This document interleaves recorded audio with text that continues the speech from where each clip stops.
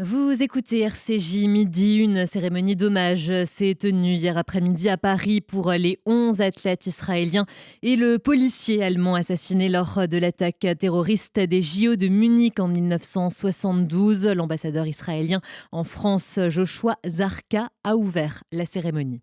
Le 5 septembre 1972, les Jeux olympiques de Munich battaient leur plein. La planète entière était réunie en Allemagne pour célébrer l'excellence, le respect et l'amitié entre les peuples. Que craindre dans un monde débarrassé depuis 3 décennies de la haine qui avait conduit à la disparition de 6 millions de Juifs? Le moment est à la fête et à l'olympisme. Rien ne l'arrêtera. Rien. Pas même la mort de 11 athlètes israéliens surpris dans leur sommeil par des terroristes palestiniens de Septembre Noir, pris en otage, défenestrés et assassinés. Une nouvelle ère s'ouvre alors sur le monde libre qui n'a pas terminé de nous hanter. Celle où la haine remporte de nouveaux trophées. Celle où l'antisionisme prolonge l'antisémitisme et continue de tuer. 52 ans plus tard, dans un tragique mélange, le passé et le présent s'affrontent. Le souvenir des victimes et les victimes nous confrontent. Qu'avons-nous fait collectivement depuis 1972 pour que l'engrenage mortifère cesse? Il y a 52 ans, l'antisionisme tuait et s'est arraché depuis pour nous enfermer il y a 305 jours dans un cauchemar dont nous ne parvenons pas à nous réveiller. Alors, mesdames, messieurs, que dire aujourd'hui aux familles des victimes? À vous qui avez le courage de vous tenir parmi nous, pour qui la tenue de ces Jeux olympiques en Europe, dans l'atmosphère que nous connaissons, réveille d'insupportables souvenirs. Que dire alors que nous demandons à notre délégation et à nos supporters venus d'Israël pour participer à cette rencontre de paix, de sport et d'excellence, de baisser la tête et de rester discrets dans les rues de Paris, simplement parce qu'ils sont juifs? Que dire tandis que nos médaillés s'empêchent de parader et que notre hymne national est tué? Doit-on nous satisfaire de ne pas être reconnus, salués et célébrés parce qu'israéliens? Que dire alors qu'il nous est sommé d'arrêter de pleurer nos morts et nos otages parce qu'ils n'ont d'autre existence que la politique leur a donnée? Pardonnez-moi l'amertume qui me guette, mais les plus pessimistes ont-ils raison de penser que rien ne change véritablement jamais? Les Israéliens ne savent que trop pleurer leurs morts. Dans cette discipline, nous excellons, puisque l'habitude nous entraîne sans pour autant adoucir notre peine. Le plus souvent, nous pleurons seuls, mais pas aujourd'hui. Aujourd'hui, dans ce rare moment de commémoration et la douleur, dans laquelle la douleur nous unisse, votre présence parmi nous, chers amis, soulage notre peine et panse nos plaies. Alors, face à vous, témoins de mes paroles, je veux en profiter pour promettre aux familles de tous ceux qui ont été faits otages ou tués parce qu'ils étaient juifs, israéliens ou assimilés comme tels, que nous ferons tout pour que le monde ne soit guidé que par les valeurs de l'olympisme, celles de l'excellence, du respect et de l'amitié entre les peuples. Nous ferons tout pour que le monde reprenne le chemin de la liberté et de la paix dont nos ennemis communs tentent de nous détourner. Nous ferons tout. L'ambassadeur israélien en France, Joshua Zarka, son discours a été suivi par celui enregistré du président israélien Yitzhak Herzog. Nous ne céderons pas au terrorisme, a-t-il déclaré, tout en rendant hommage au judoka Oren Smadja, dont le fils est tombé récemment au combat à Gaza. Il a également eu une pensée pour tous les otages encore détenus aux mains du Hamas. La maire de Paris, Anne Hidalgo, s'est ensuite exprimée depuis l'ambassade d'Israël en France. En 1972, j'étais une petite fille et je me souviens, comme si c'était hier, de ces images terribles. Parce que pour moi, déjà, à cette époque, les Jeux olympiques étaient le moment de la fraternité universelle. C'était ce moment où, à travers le sport, cette jeunesse qui va chercher le meilleur en elle-même, qui se réunit dans un village qui devient le village de la planète entière, où on se côtoie, où on s'aime, où on s'apprécie, où on se prépare à donner le meilleur de soi-même, eh bien c'était déjà cela pour moi, les Jeux olympiques et paralympiques, et de voir ce drame se dérouler sous nos yeux, cette tristesse immense, cette douleur de voir ces jeunes personnes et ceux qui les accompagnaient mourir, tués, avec aussi cette recherche d'humiliation qu'il y avait eu avant, était quelque chose d'inoubliable, parce que ça ne pouvait pas coïncider avec les Jeux olympiques et le message universel de paix des Jeux olympiques. Les Jeux olympiques, et Thomas Bach le dira beaucoup mieux que moi, c'est ce rendez-vous de l'humanité et ce rendez-vous de la paix où on prouve sur la planète qu'on peut vivre ensemble autrement qu'en se faisant la guerre, qu'on peut se mesurer, qu'on peut saluer son adversaire, qu'on peut respecter les règles du jeu et qu'à la fin du match, les adversaires se serrent la main et acceptent finalement le verdict qui est celui du sport. Ça, c'est le message puissant des Jeux olympiques. Si vous conjuguez ce message puissant des Jeux olympiques avec le message puissant de Paris, Paris, c'est la ville des droits humains. C'est la ville de toutes les déclarations universelles des droits humains. C'est la ville où les personnes venant chercher refuge ont pu trouver ce refuge. C'est la ville des libertés, c'est la ville de l'humanisme. Victor Hugo disait « Le genre humain a des droits sur Paris ». Alors vous conjuguez la puissance de l'olympisme et cette beauté et cette force humaniste de Paris, et forcément, cela vous donne un message très fort. Et c'est ce message très fort. Je veux d'abord l'adresser, bien sûr, aux familles des victimes, à toutes les personnes encore endeuillées de ce massacre de 1972, parce qu'on ne se remet jamais de la perte d'un être cher, jamais, et encore moins dans ces circonstances dramatiques. Je veux m'incliner et que Paris s'incline devant leur douleur qui est encore présente. Je veux vous dire aussi que notre ville, Paris, sait ce qu'il en est de l'humanisme et de la paix, sait ce qu'il en est de l'antisémitisme et de l'antisionisme. Maire de Paris, je porte avec moi toute l'histoire de ma ville. Et dans cette histoire de ma ville, il y a bien sûr l'histoire de la Shoah. Et il y a les rafles.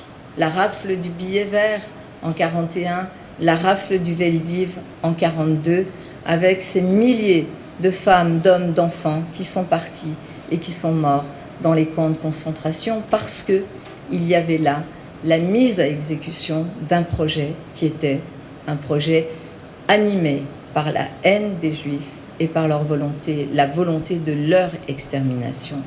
Lorsque l'on est maire de Paris, on ne peut pas passer à côté de cette histoire, et cette histoire ne concerne pas que la communauté juive, même si, à Paris, nous avons l'honneur, la chance d'avoir la communauté juive la plus importante en nombre d'Europe.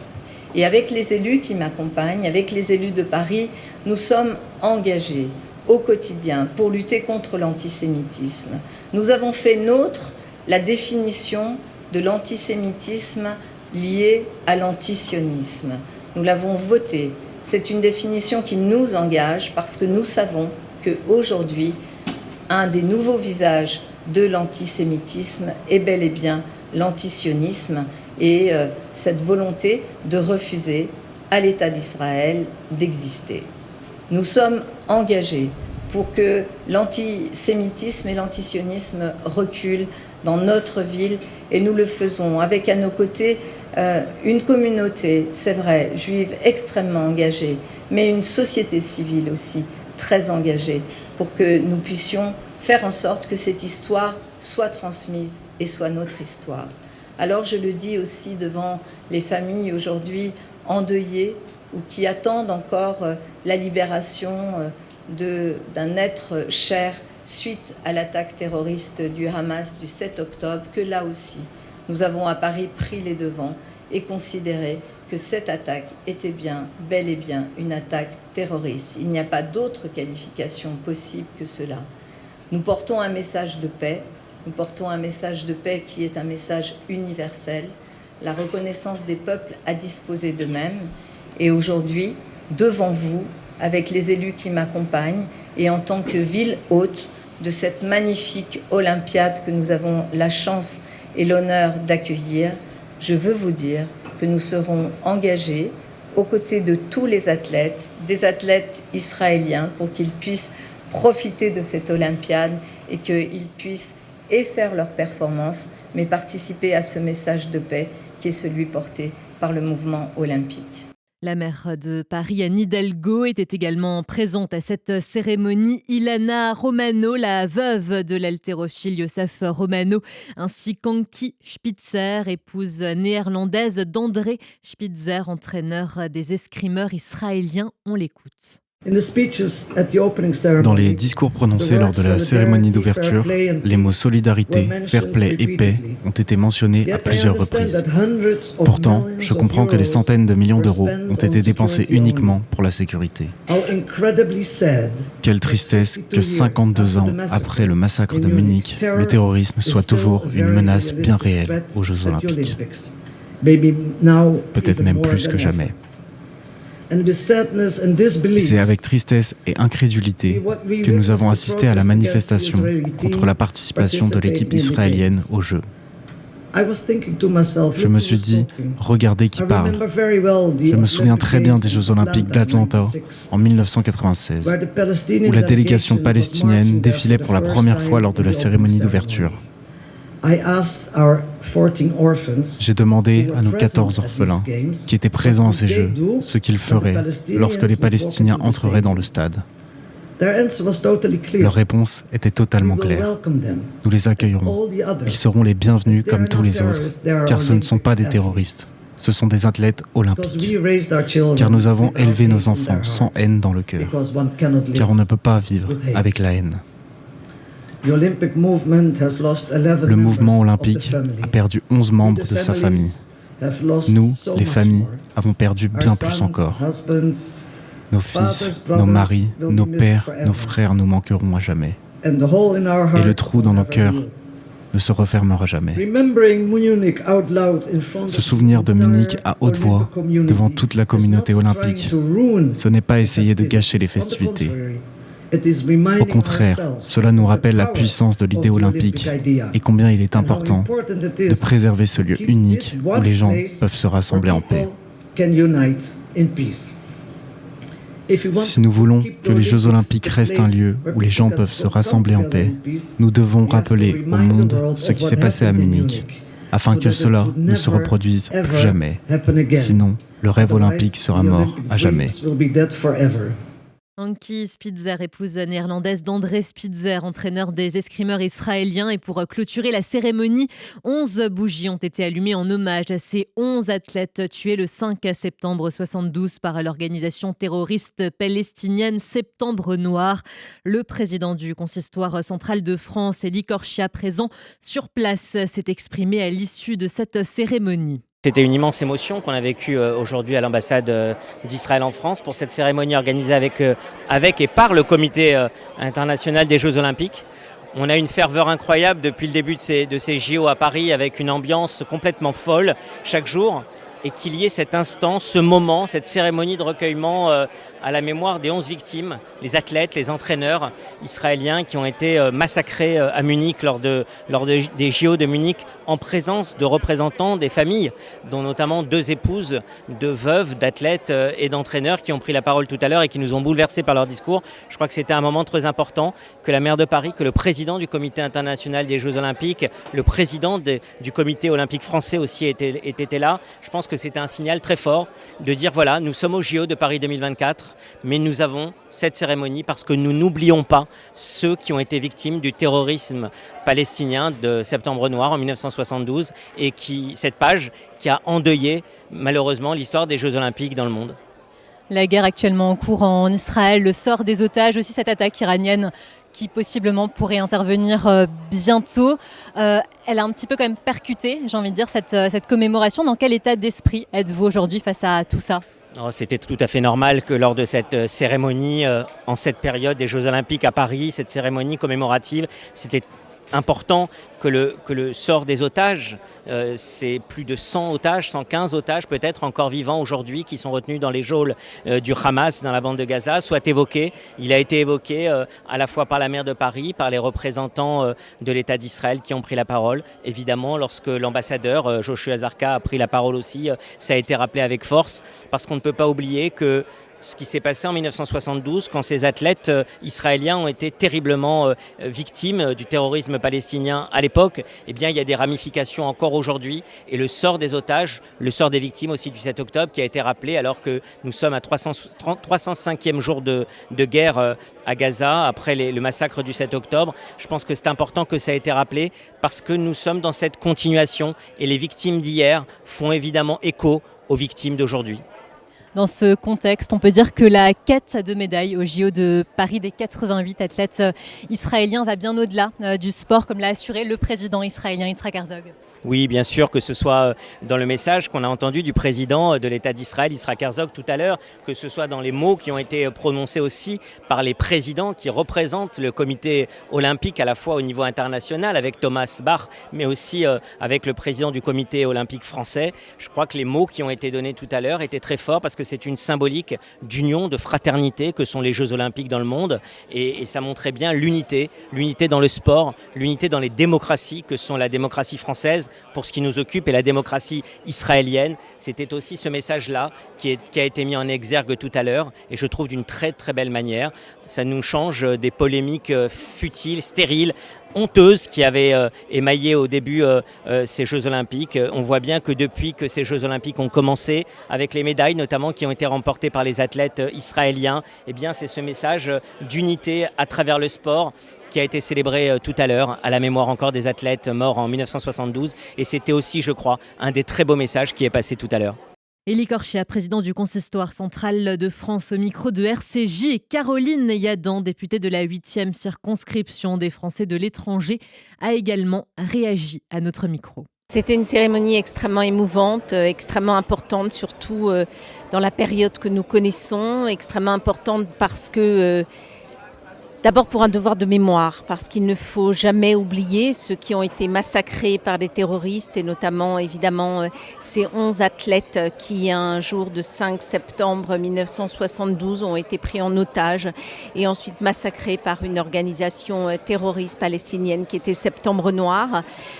Pour autant, les Jeux Olympiques à l'époque ont continué et nous, aujourd'hui, nous avons le peuple d'Israël a subi dans sa chair, d'abord en 1972 et le 7 octobre, également un massacre sans précédent et c'est la raison pour laquelle cette cérémonie a une saveur, mais en tous les cas à quelque chose de particulier parce que l'horreur absolue, eh bien, elle peut toujours de nouveau surgir, de nouveau survenir. On l'a vu le 7 octobre. Aujourd'hui, les Jeux Olympiques, c'est un moment de paix, c'est un moment de fraternité, c'est un moment où les peuples se disent il n'y a pas de différence entre nous, seul le sport compte, seuls les athlètes comptent. Eh bien, c'est ce message-là de fraternité que nous devons faire aussi passer, mais aussi de mémoire, mais aussi de ne jamais oublier pour que cette fraternité-là puisse devenir quelque chose de concret. Cette attaque de 72, c'était aussi une attaque contre les Jeux Olympiques et j'ai envie de dire contre ces valeurs, à savoir la paix et la solidarité humaine.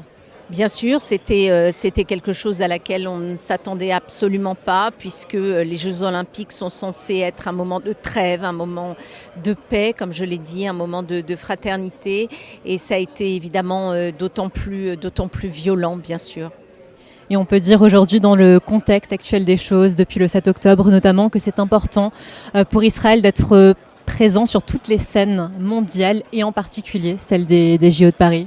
Bien sûr, c'est dire au monde, Israël ne sera pas vaincu, Israël porte des valeurs de tolérance, Israël porte des valeurs de démocratie, Israël porte aussi les valeurs du sport et c'est extrêmement important de le dire, de le répéter, de dire que Israël se bat aussi contre l'islamisme et se bat pour le monde libre. Donc c'est un combat malheureusement qui est presque, j'allais dire, millénaire, mais en tous les cas qui existe depuis la création d'Israël. Cet Israël qui est honni, qui est battu, qui est par les mots en tous les cas et qui est victime d'une violence verbale et cette violence-là qui est reprise aujourd'hui par l'extrême gauche, par cette LFI qui met des cibles dans le dos de nos athlètes aujourd'hui, des athlètes israéliens et c'est d'autant plus insupportable lorsqu'on sait ce que commémore aujourd'hui ce massacre-là.